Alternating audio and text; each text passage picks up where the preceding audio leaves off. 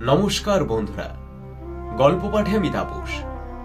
আমি আজ আপনাদেরকে পড়ে শোনাব রবীন্দ্রনাথ ঠাকুরের লেখা অপরিচিতা। তো চলুন আজকের এই গল্পটি শুরু করা যাক।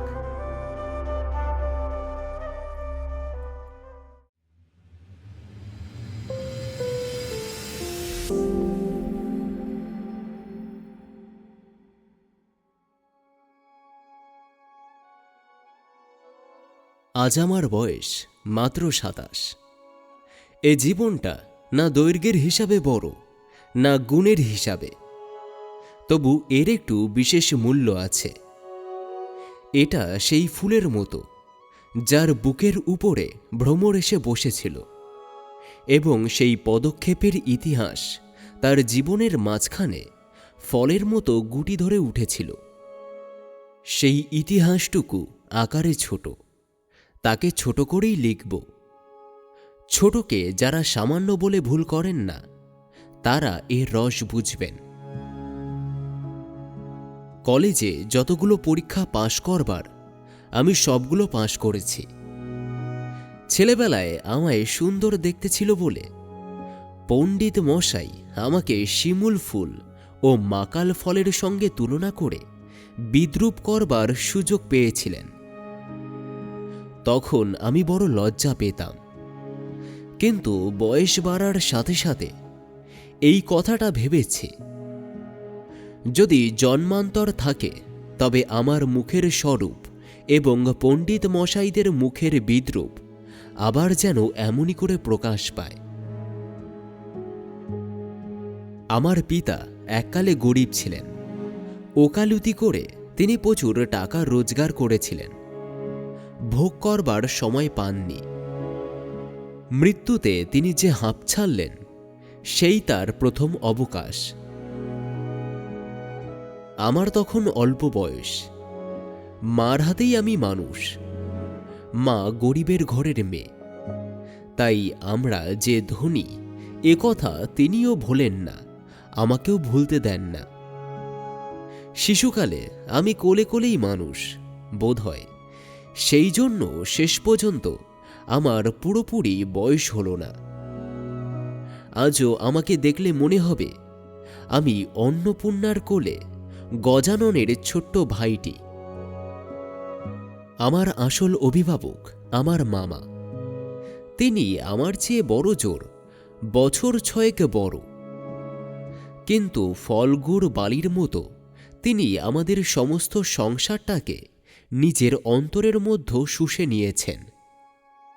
এই কারণে কোনো কিছুর জন্যই আমাকে কোনো ভাবনা ভাবতে হয় না। কন্যার পিতামাত্রই স্বীকার করবেন আমি সৎ পাত্র। তামাকটুকু পর্যন্ত খাই না।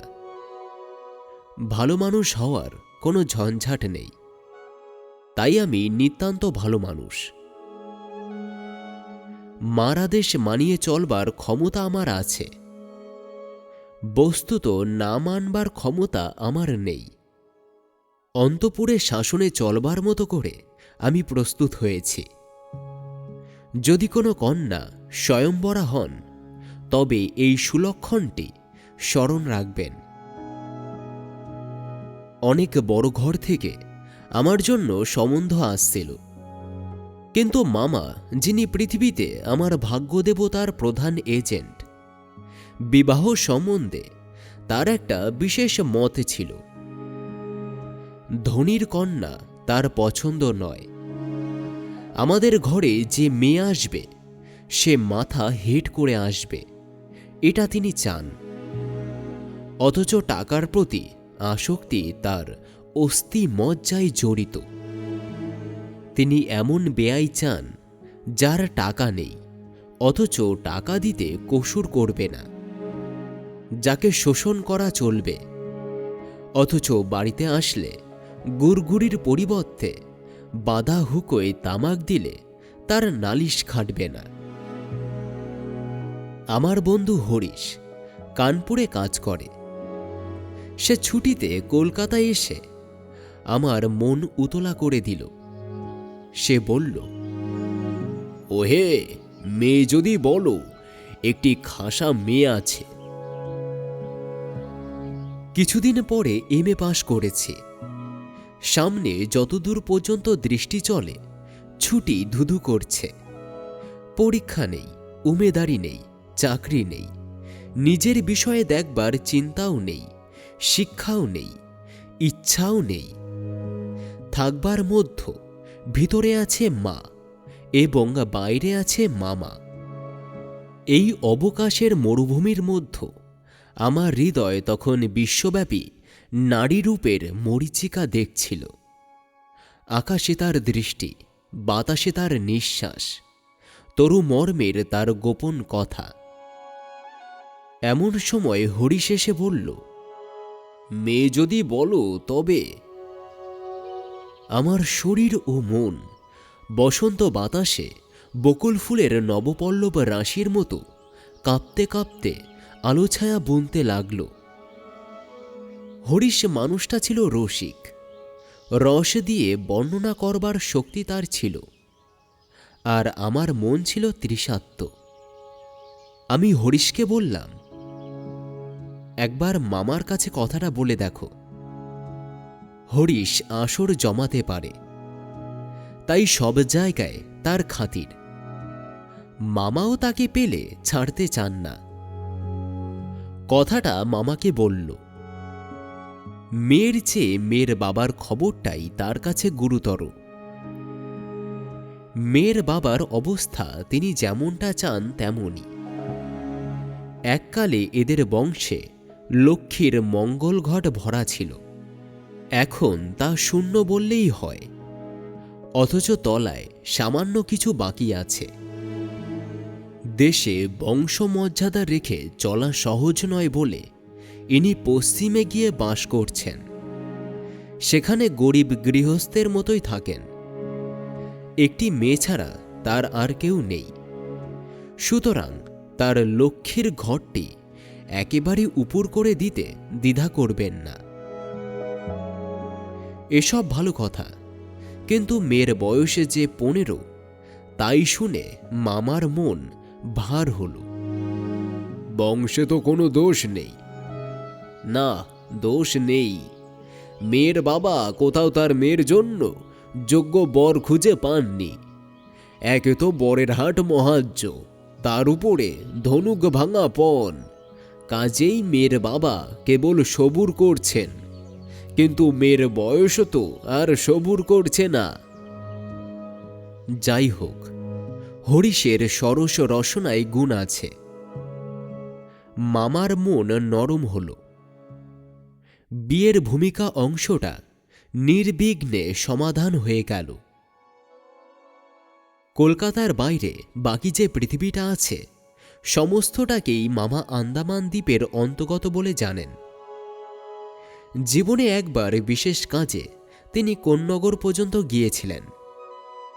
মামা যদি মনু হতো তবে তিনি হাবড়ার পুল পার হবাটাকে তার সংহিতায় একেবারে নিষেধ করে দিতেন। মনের মধ্যে ইচ্ছা ছিল নিজের চোখে মেখে দেখে আসব।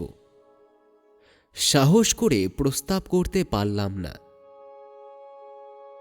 কন্যাকে আশীর্বাদ করবার জন্য যাকে পাঠানো হলো সে আমাদের বিনু দাদা, আমার পিস্তত ভাই। তার মতো রুচি এবং দক্ষতার পরে আমি 16 আনা নির্ভর করতে পারি। বিনুদা ফিরে এসে বলল, মন্দ নয় হে, খাঁটি সোনা বটে। বিনুদার ভাষাটা অত্যন্ত আট। যেখানে আমরা বলি চমৎকার, সেখানে তিনি বলেন চলনসই। অতএব বুঝলাম আমার ভাগ্যে প্রজাপতির সঙ্গে পঞ্চস্বরের কোনো বিরোধ নেই। বলা বাহুল্য, বিবাহ উপলক্ষে কন্যাপক্ষকেই কলকাতায় আসতে হল। কন্যার পিতা শম্ভুনাথ বাবু হরিশকে কত বিশ্বাস করেন তার প্রমাণ এই যে বিবাহের 3 দিন পূর্বে তিনি আমাকে প্রথম চোখে দেখেন এবং আশীর্বাদ করে যান। বয়স তার 40-এর কিছু এপারে বা ওপারে, চুল কালো, গোফে পাক ধরতে আরম্ভ করেছে মাত্র। সুপুরুষ বটে, ভিড়ের মধ্যে দেখলে সবার আগে তার উপরে চোখ পড়বার মতো চেহারা। আশা করি আমাকে দেখে তিনি খুশি হয়েছিলেন। বোঝা শক্ত, কেননা তিনি বড়ই চুপচাপ। যে দুটি একটি কথা বলেন যেন তা পুরো জোর দিয়ে বলেন না। মামার মুখ তখন অনর্গলে ছুটছিল। ধনে মানে আমাদের স্থান যে শহরের কারো চেয়ে কম নয়, সেটাকেই তিনি নানা প্রসঙ্গে প্রচার করছিলেন। শম্ভুনাথ বাবু এ কথায় একেবারে কানই দিলেন না। কোনো ফাঁকে একটা হু বা হা কিছুই শোনা গেল না। আমি হলে দমে যেতাম, কিন্তু মামাকে দমানো শক্ত। তিনি শম্ভুনাথ বাবুর চুপচাপ ভাব দেখে ভাবলেন, লোকটা নিতান্তই নির্জীব, একেবারে কোনো তেজ নেই। বেয়াই সম্প্রদায়ের আর যাই থাক, তেজ থাকাটা দোষের। অতএব মামা মনে মনে খুশি হলেন। শম্ভুনাথ বাবু যখন উঠলেন, তখন মামা সংক্ষেপে উপর হতে তাকে বিদায় করলেন। গাড়িতে তুলে দিতে গেলেন না। পণ সম্বন্ধে দুই পক্ষের পাকাপাকি কথা ঠিক হয়ে গিয়েছিল। মামা নিজেকে অসামান্য চতুর বলে অভিমান করে থাকবেন। কথাবার্তায় কোথাও তিনি কিছু ফাঁক রাখেন না। টাকার অঙ্ক তো স্থির ছিলই, তারপরে গহনা কত ভরি এবং সোনা কত দরের হবে সেও একেবারে বাধাবাধি হয়ে গিয়েছিল। আমি নিজে এ সমস্ত কথার মধ্যে ছিলাম না, জানতাম না দেনা পাওনা কি স্থির হয়েছিল। মানে জানতাম এই অংশটাও বিবাহের একটা প্রধান অংশ, এবং সে অংশের ভার যার উপরে তিনি একবারও ঠকবেন না। বস্তুত আশ্চর্য পাকা লোক বলে মামা আমাদের সমস্ত সংসারের প্রধান গর্বের সামগ্রী। যেখানে আমাদের কোনো সম্বন্ধ আছে সেখানে সর্বত্রই তিনি বুদ্ধির লড়াইয়ে জিতবেন, এ একেবারে ধরা কথা। এই জন্য আমাদের অভাব না থাকলেও এবং অন্য পক্ষের অভাব কঠিন হলেও জিতব। আমাদের সংসারের এই জেদ, এতে যে বাঁচুক আর যে মরুক। গায়ে হলুদ অসম্ভব রকম ধুমধাম করে হল। বরযাত্রী এত গেল যে তাদের আদর আপ্যায়ন করতে হলে কেরানি রাখতে হয়।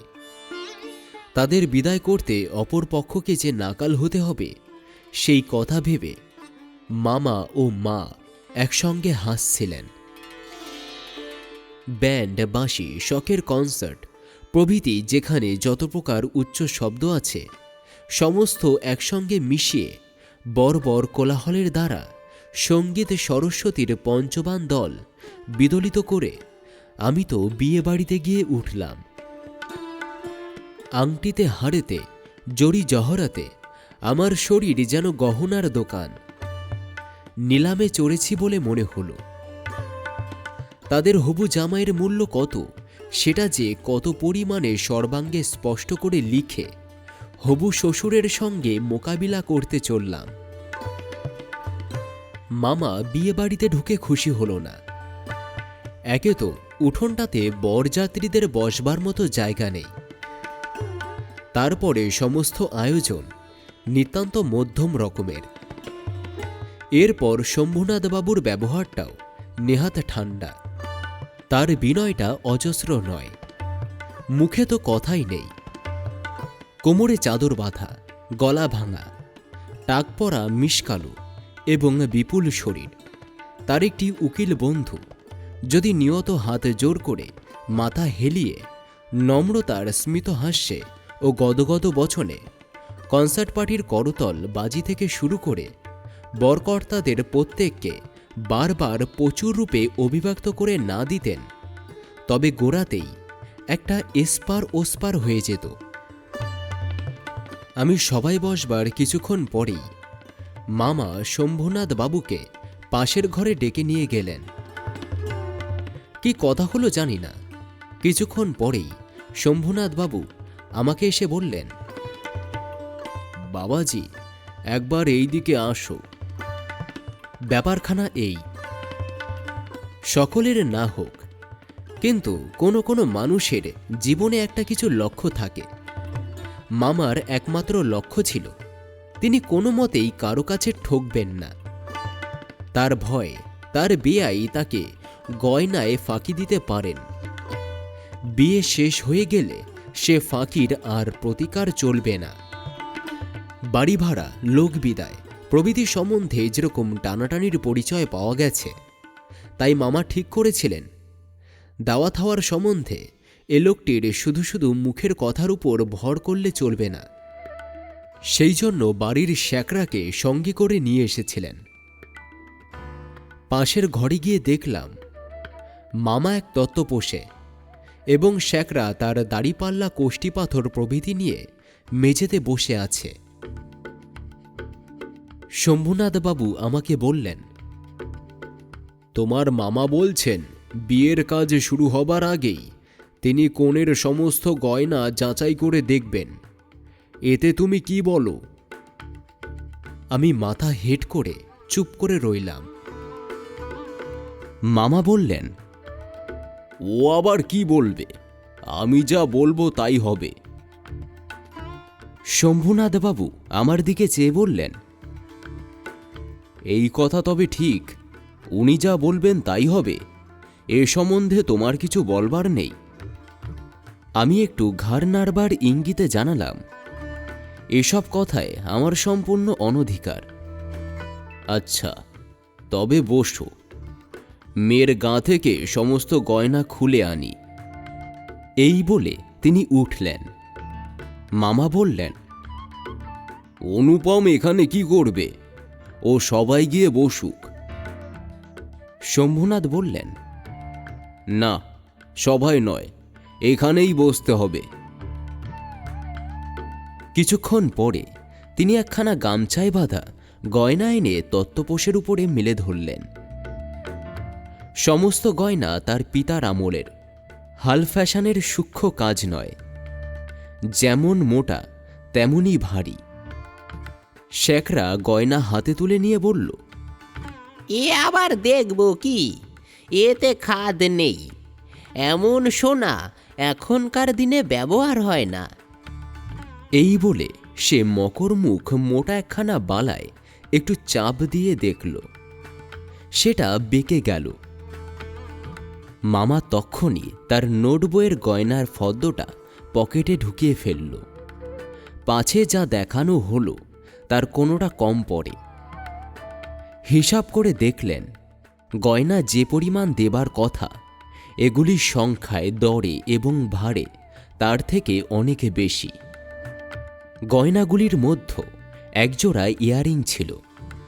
শম্ভুনাথ সেটাকে শ্যাকরার হাতে দিয়ে বললেন, এটা একবার পরীক্ষা করে দেখো।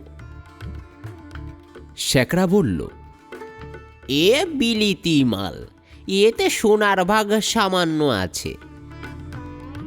শম্ভুনাথ বাবু ইয়ারিং জোড়া মামার হাতে দিয়ে বললেন, এটা আপনি রেখে দিন। মামার মুখ লাল হয়ে উঠল। দরিদ্রতাকে ঠকাতে চাইবে, কিন্তু তিনি ঠকবে না, এই আনন্দ বঞ্চিত হল এবং তার উপরে কিছু উপরি পাওনা জুটল। অত্যন্ত মুখ ভার করে বললেন, অনুপম, যাও তুমি সবাই গিয়ে বসো। শম্ভুনাথ বাবু বললেন, না, এখন সবাই বসতে হবে না, চলুন আগে আপনাদের খাইয়ে দিই। মামা বললেন, সে কি কথা, লগ্ন? শম্ভুনাথ বাবু বললেন, সেজন্য কিছু ভাববেন না, এখন উঠুন। লোকটি নেহাত ভালো মানুষ ধরনের, কিন্তু ভিতরে বেশ একটু জোর আছে বলে মনে হলো। মামাকে উঠতে হলো। বরযাত্রীদেরও খাওয়া দাওয়া হয়ে গেল। আয়োজনের আড়ম্বনা ছিল না, কিন্তু রান্না ভালো এবং সমস্ত বেশ পরিষ্কার পরিচ্ছন্ন বলে সকলে তৃপ্তি করে খেল। বরযাত্রীদের খাওয়া শেষ হলে শম্ভুনাথবাবু আমাকে খেতে বললেন। মামা বললেন, সে কি কথা, বিয়ের আগে বর কেন খাবে? এ সম্বন্ধে মামার কোনো মত প্রকাশে তিনি সম্পূর্ণ উপেক্ষা করে আমার দিকে চেয়ে বললেন, তুমি কি বলো, খেয়ে নিতে দোষ কিছু আছে? মূর্তিমতী মার আশার স্বরূপ মামা উপস্থিত, তার বিরুদ্ধে চলা আমার পক্ষে অসম্ভব। আমি খেতে বসতে পারলাম না। তখন শম্ভুনাথবাবু মামাকে বললেন, আপনাদের অনেক কষ্ট দিয়েছি, আমরা ধনী নই, আপনাদের যোগ্য আয়োজন করতে পারিনি, ক্ষমা করবেন। রাত হয়ে গেছে, আর আপনাদের কষ্ট বাড়াতে চাই না। এখন তবে? মামা বললেন, তা সবাই চলুন, আমরা তো প্রস্তুত আছি। শম্ভুনাথ বললেন, তবে আপনাদের গাড়ি ডেকে দিই। মামা আশ্চর্য হয়ে বললেন, ঠাট্টা করছেন নাকি? শম্ভুনাথ বলল, ঠাট্টা তো আপনি করছেন, ঠাট্টার সম্পর্ককে স্থায়ী করবার ইচ্ছা আমার নেই। মামা দুচোখ এত বড় করে মেলে অবাক হয়ে রইলেন। শম্ভুনাথ বললেন, আমার মেয়ের গয়না আমি চুরি করব, এ কথা যারা মনে করে তাদের হাতে আমি আমার মেয়েকে দিতে পারবো না। আমার একটা কথা বলাও তিনি আবশ্যক বোধ করলেন না, কারণ প্রমাণ হয়ে গেছে আমি কেউ না। তারপরে যা হলো সে আমি বলতে ইচ্ছা করি না। ঝাড় লণ্ঠন ভেঙে চুরে জিনিসপত্র লণ্ডভণ্ড করে বরযাত্রীর দল দক্ষযজ্ঞের পালা করে বের হয়ে গেল। বাড়ি ফিরবার সময় ব্যান্ড ও কনসার্ট একসঙ্গে বাজল না, এবং অভ্রের ঝাড়গুলো আকাশের তারার উপর নিজেদের কর্তব্যের বরাত দিয়ে কোথায় যে মহানির্বাণ লাভ করল সন্ধান পাওয়া গেল না। বাড়ির সবাই তো রেগে আগুন। মেয়ের বাবা এত গুমোর, কলিজে চারপোয়া হয়ে আসলো। সবাই বলল, দেখি মেয়ের বিয়ে দেন কেমন করে। কিন্তু মেয়ের বিয়ে হবে না এ ভয় যার মনে নেই, তার শাস্তির উপায় কি? সমস্ত বাংলাদেশের মধ্য আমি একমাত্র পুরুষ যাকে কন্যার বাপ বিয়ের আসর থেকে নিজে ফিরিয়ে দিয়েছে। এত বড় সৎপাত্রের কপালে এত বড় কলঙ্কের দাগ কোন নষ্ট গ্রহ এত আলো জ্বালিয়ে বাজনা বাজিয়ে সমরহ করে এঁকে দিল? বরযাত্রীরা এই বলে কপাল চাপড়াতে লাগলো যে, বিয়ে হলো না, অথচ আমাদের ফাঁকি দিয়ে খাইয়ে দিল। পাক যন্ত্রটাকে সমস্ত অন্নশুদ্ধ সেখানে টান মেরে ফেলে দিয়ে আসতে পারলে তবে আফসোস মিটত। বিবাহের চুক্তি ভঙ্গ ও মানহানির দাবিতে নালিশ করব বলে মামা অত্যন্ত গোল করে হাঁটতে লাগল। ইশারায় বুঝিয়ে দিল, তাহলে তামাশার যেটুকু বাকি আছে তা পূরণ হবে। বলা বাহুল্য, আমিও খুব রেগেছিলাম। কোনো গতিকে শম্ভুনাথ বিষম জব্দ হয়ে আমাদের পা ধরতে আসবেন। গোফের রেখায় তা দিতে দিতে এটাই কেবল কামনা করতে লাগলাম। কিন্তু এই আক্রোশের কালো রঙের স্রোতের পাশাপাশি আরও একটা স্রোত বইছিল, যেটার রং একেবারেই কালো নয়। সমস্ত মন যে সেই অপরিচিতার পানে ছুটে গিয়েছিল। এখনো যে তাকে কিছুতেই টেনে ফিরাতে পারবো না, দেওয়ালটুকুর আড়ালে রয়ে গেলে গো। কপালে তার চন্দন আঁকা, গায়ে তার লাল শাড়ি, মুখে তার লজ্জার রক্তিমা, হৃদয়ের ভিতরে কি যে তা কেমন করে বলবো। আমার কল্পলোকের কল্পলতাটি বসন্তের সমস্ত ফুলের ভার আমাকে নিবেদন করে দেবার জন্য নত হয়ে পড়েছিল। হাওয়া আসে, গন্ধ পাই, পাতার শব্দ শুনি, কেবল আরও একটি মাত্র পা ফেলবার অপেক্ষা। এমন সময় সেই এক পদক্ষেপের দূরত্বটুকু এক মুহূর্তে অসীম হয়ে উঠল।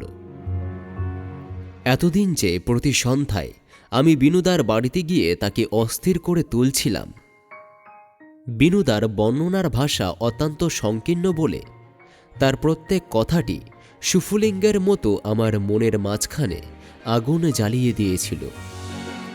বুঝলাম মেয়েটির রূপ বড় আশ্চর্য, কিন্তু না দেখলাম তাকে চোখে, না দেখলাম তার ছবি, সমস্তই অস্পষ্ট হয়ে রইল। বাইরে তো সে ধরা দিল না, তাকে মনেও আনতে পারলাম না। এই জন্য মন সেই দিনকার সেই বিবাহ সভার দেওয়ালটার বাইরে ভূতের মতো দীর্ঘ নিঃশ্বাস ফেলে বেড়াতে লাগল। হরিশের কাছে শুনেছি মেয়েটিকে আমার ফটোগ্রাফ দেখানো হয়েছিল, পছন্দ করেছে বইকি, না করবার তো কোনো কারণ নেই। আমার মন বলে সে ছবি তার কোনো একটি বাক্সে লুকোনো আছে। একলা ঘরে দরজা বন্ধ করে এক একদিন নিরালা দুপুরবেলায় সে কি সেটা খুলে দেখে না? যখন ঝুঁকে পড়ে দেখে, তখন ছবিটির উপরে কি তার মুখের দুই ধার দিয়ে এলো চুল এসে পড়ে না? হঠাৎ বাইরে কারো পায়ের শব্দ পেলে সে কি তাড়াতাড়ি তার সুগন্ধ আঁচলের মধ্যে ছবিটাকে লুকিয়ে ফেলে না? দিন যায়, একটা বছর গেল। মামা তো লজ্জায় বিবাহ সম্বন্ধের কথা তুলতেই পারেন না। মার ইচ্ছা ছিল আমার অপমানের কথা যখন সমাজের লোকে ভুলে যাবে তখন বিবাহের চেষ্টা করবেন। এদিকে আমি শুনলাম সে মেয়ের নাকি ভালো পাত্র জুটেছিল, কিন্তু সে ঠিক করেছে সে আর বিয়ে করবে না। শুনে আমার মন পুলকের আবেশ ভরে গেল।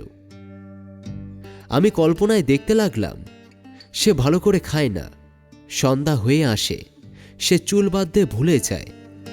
তার বাবা তার মুখের দিকে চেয়ে ভাবেন, আমার মেয়ে দিনে দিনে এমন হয়ে যাচ্ছে কেন?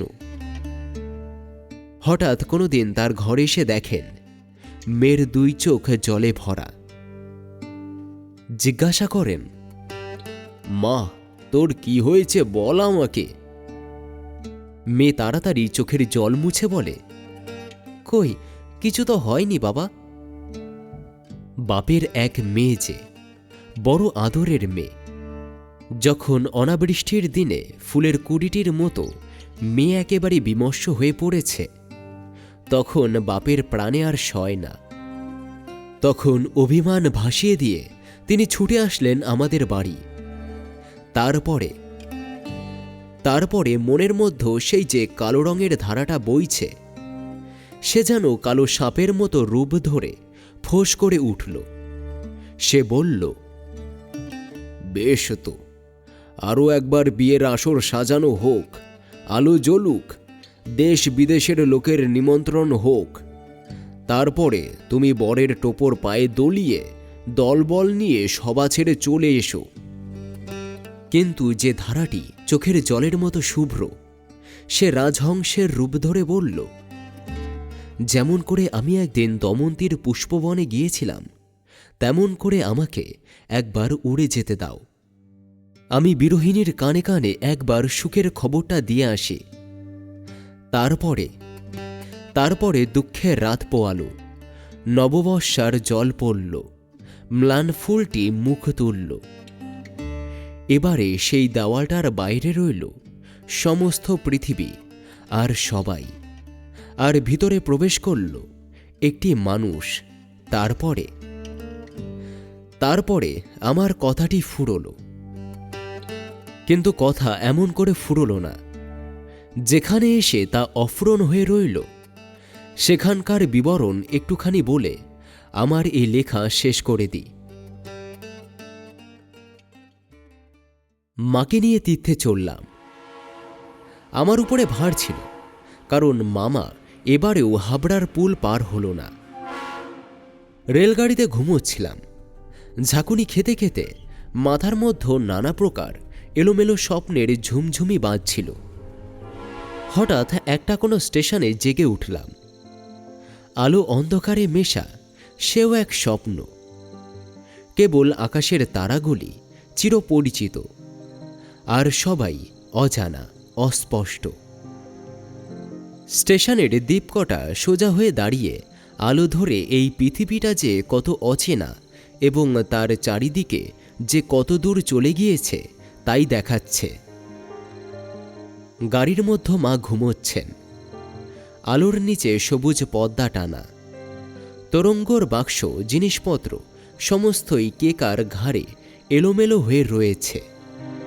তারা যেন স্বপ্নলোকের উলটপালট আসবাব। সবুজ প্রদেশের মিটমিট আলোতে থাকা এবং না থাকার মাঝখানে কেমন একরকম হয়ে পড়ে আছে।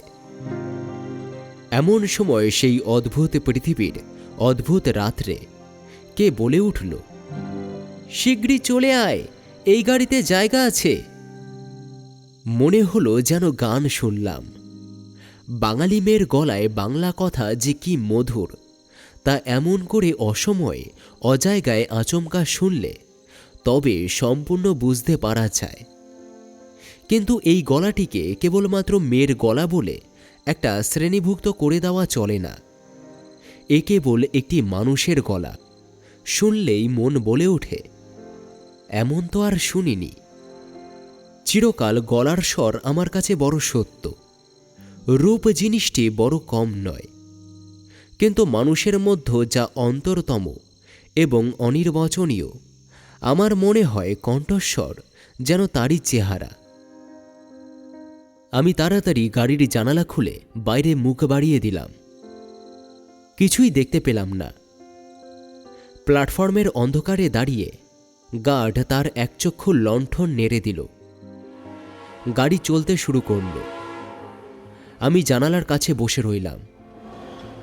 আমার চোখের সামনে কোনো মূর্তি ছিল না, কিন্তু হৃদয়ের মধ্যে আমি একটি হৃদয়ের রূপ দেখতে লাগলাম। সে যেন এই তারাময়ী রাতের মতো আবৃত করে ধরে, কিন্তু তাকে ধরতে পারা যায় না। ওগো সুর, অচেনা কণ্ঠের সুর, এক নিমিষে তুমি যে আমার চিরপরিচয়ের আসনটির উপরে এসে বসেছ। কি আশ্চর্য পরিপূর্ণ তুমি! চঞ্চলকালের ক্ষুদ্র হৃদয়ের উপরে ফুলটির মতো ফুটেছ, অথচ তার ঢেউ লেগে একটি পাপড়িও টলেনি। অপরিমেয় কোমলতার এতটুকু দাগ পড়েনি। গাড়ির লোহার মৃদঙ্গ তাল দিতে দিতে চলল। আমি মনের মধ্যে গান শুনতে শুনতে চললাম। তার একটি মাত্র ধোঁয়া। গাড়িতে জায়গা আছে। আছে কি? জায়গা আছে কি? জায়গা যে পাওয়া যায় না। কেউ কাউকে চেনে না, অথচ সেই না চেনাটুকু যে কুয়াশা মাত্র। সে যে মায়া, সেটা ছিন্ন হলেই যে চেনার আর অন্ত নেই। ওগো সুধাময় সুর, যে হৃদয়ের অপরূপ রূপ, তুমি সে কি আমার চিরকালের চেনা নয়? জায়গা আছে, শীঘ্র আসতে ডাকছ, শীঘ্রই আসছে, একটুকু দেরি করিনি। রাত্রে ভালো করে ঘুম হলো না। প্রায় প্রতি স্টেশনে একবার করে মুখ বাড়িয়ে দেখলাম। ভয় হতে লাগল, যাকে দেখা হলো না সে পাছে রাত্রে নেমে না যায়।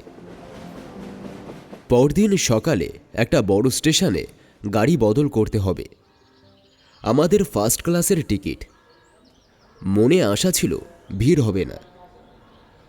নেমে দেখে প্ল্যাটফর্মে সাহেবদের আদ্দালির দল আসবাবপত্র নিয়ে গাড়ির জন্য অপেক্ষা করছে। কোনো এক ফৌজের বড় জেনারেল সাহেব ভ্রমণে বের হয়েছেন। 2-3 মিনিট পরেই গাড়ি আসলো। বুঝলাম ফার্স্ট ক্লাসের আশা ত্যাগ করতে হবে। মাকে নিয়ে কোন গাড়িতে উঠব সে এক বিষম ভাবনায় পড়লাম। সব গাড়িতেই ভিড়। দাঁড়ে দাঁড়ে উকি মেরে বেড়াতে লাগলাম। এমন সময় সেকেন্ড ক্লাসের গাড়ি থেকে একটি মেয়ে আমার মাকে লক্ষ্য করে বললেন, "আপনারা আমাদের গাড়িতে আসুন না, এখানে জায়গা আছে।" আমি চমকে উঠলাম। সেই আশ্চর্য মধুর কণ্ঠ এবং সেই গানের ধোঁয়া, জায়গা আছে। একটু দেরি না করে মাকে নিয়ে গাড়িতে উঠে পড়লাম। জিনিসপত্র তুলবার প্রায় সময় ছিল না। আমার মতো অক্ষম দুনিয়ায় নেই। সেই মেয়েটি কুলিদের হাত থেকে তাড়াতাড়ি চলতি গাড়িতে আমাদের বিছানাপত্র টেনে নিল। আমার একটা ফটোগ্রাফ তুলবার ক্যামেরা স্টেশনেই পড়ে রইল, খেয়ালই করলাম না। তারপরে কি লিখব জানি না। আমার মনের মধ্যেও একটা অখণ্ড আনন্দের ছবি আছে। তাকে কোথায় শুরু করব, কোথায় শেষ করব, বসে বসে বাক্যের পর বাক্য যোজনা করতে ইচ্ছা করে না। এবার সেই সুরটিকে চোখে দেখলাম। তখনও তাকে সুর বলেই মনে হলো। মায়ের মুখের দিকে তাকিয়ে দেখলাম তার চোখের পলক পড়ছে না। মেয়েটির বয়স 16 কি 17 হবে, কিন্তু নবযৌবন এর দেহে মনে কোথাও যেন একটুও ভার চাপিয়ে দেয়নি। এর গতি সহজ, দীপ্তি নির্মল, সৌন্দর্যের সূচিতা অপূর্ব। এর কোনো জায়গায় কিছু জরিমা নেই। আমি শুধু দেখছি, বিস্তারিত করে কিছু বলা আমার পক্ষে অসম্ভব। এমনকি সে যে কী রঙের কাপড় কেমন করে পরেছিল তাও ঠিক করে বলতে পারবো না। এটা ঠিক যে তার বেশভূষায় এমন কিছুই ছিল না যেটা তাকে ছাড়িয়ে বিশেষ করে চোখে পড়তে পারে। সে নিজের চারিদিকে সকলের চেয়ে অধিক রজনীগন্ধার শুভ্র মঞ্জরির মতো সরল বৃন্তটির উপরে দাঁড়িয়ে। যে গাছে ফুটেছে সে গাছকে সে একেবারে অতিক্রম করে উঠেছে। সঙ্গে 2-3টি ছোট ছোট মেয়ে ছিল। তাদের নিয়ে তার হাসি এবং কথার আরন্ত ছিল না। আমি হাতে একটা বই নিয়ে সেদিকে কান পাতিয়ে রেখেছিলাম। যেটুকু কানে আসছিল সে তো সমস্তই ছেলেমানুষদের সঙ্গে ছেলেমানুষি কথা। তার বিশেষত্ব এই যে তার মধ্যে বয়সের তফাৎ কিছুমাত্র ছিল না। ছোটদের সঙ্গে সে অনায়াসে এবং আনন্দে ছোট হয়ে গিয়েছিল। সঙ্গে কতগুলো ছবিওয়ালা ছেলেদের গল্পের বই। তারই কোনো একটা বিশেষ গল্প শোনবার জন্য মেয়েরা তাকে জোর করতে লাগল। এ গল্প নিশ্চয়ই তারা 20-25 বার শুনেছে। মেয়েদের কেন যে এত আগ্রহ তা বুঝলাম। সেই সুধাকণ্ঠের সোনার কাঠিতে সকল কথা যে সোনা হয়ে ওঠে। মেয়েটির সমস্ত শরীর মন যে একেবারে প্রাণে ভরা।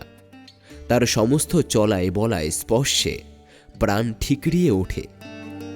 তাই মেয়েরা যখন তার মুখে গল্প শোনে তখন গল্প নয়, তাকেই শোনে।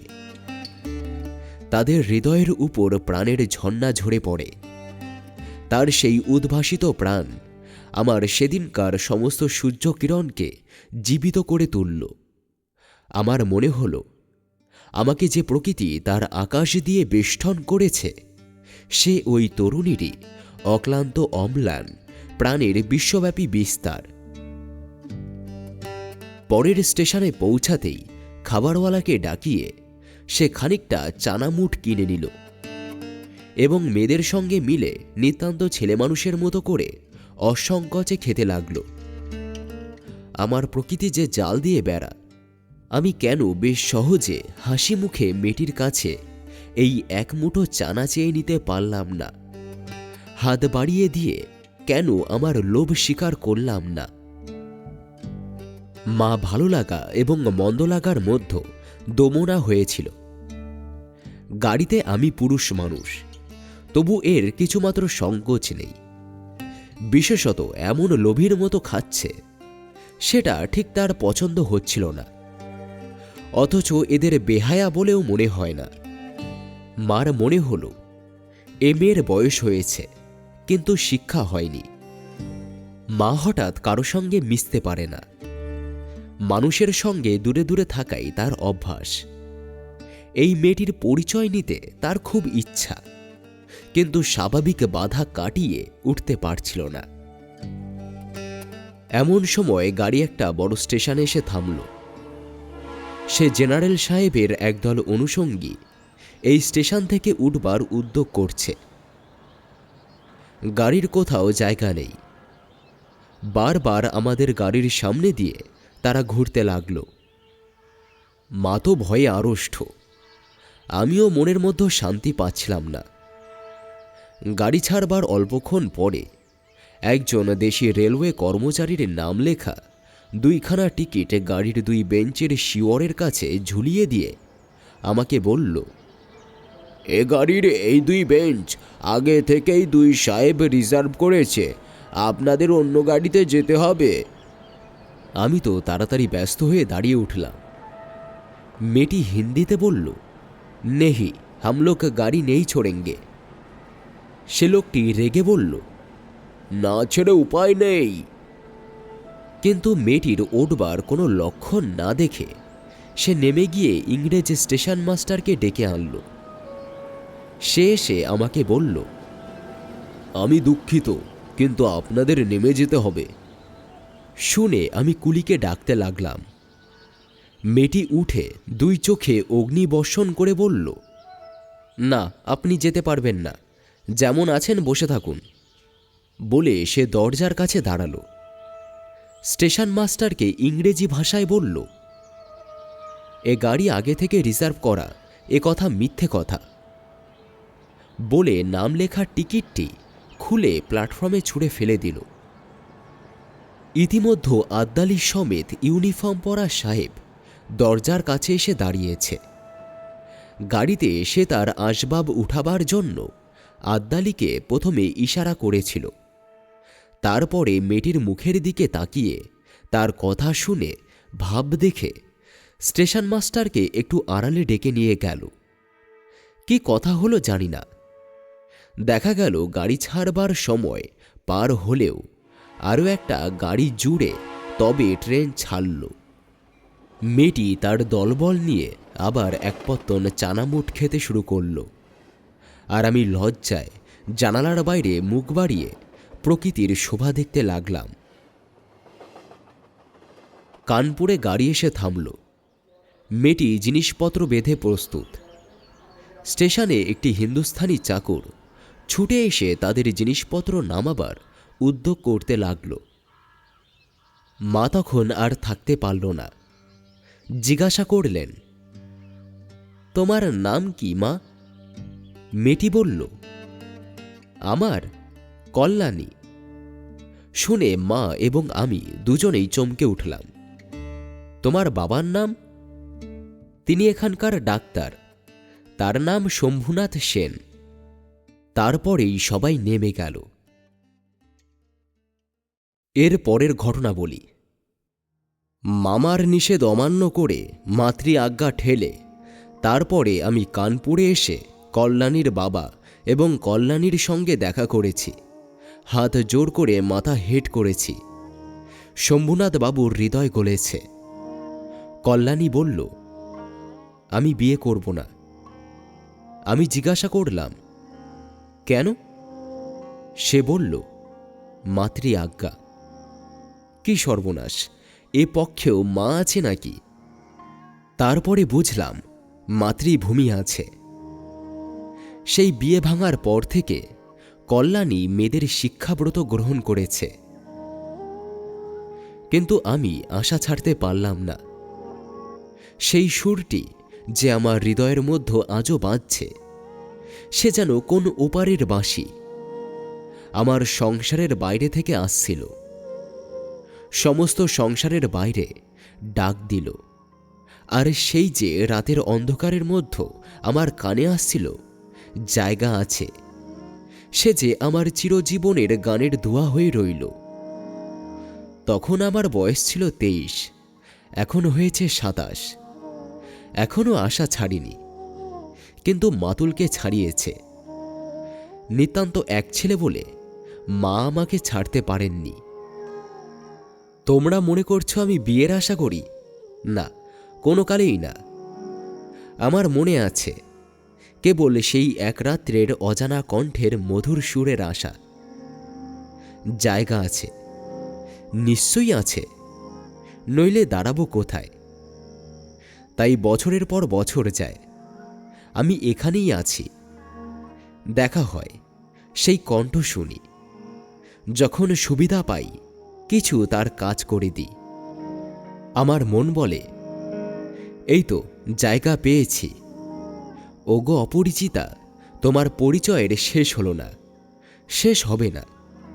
কিন্তু ভাগ্য আমার ভালো, এই তো আমি জায়গা পেয়েছি।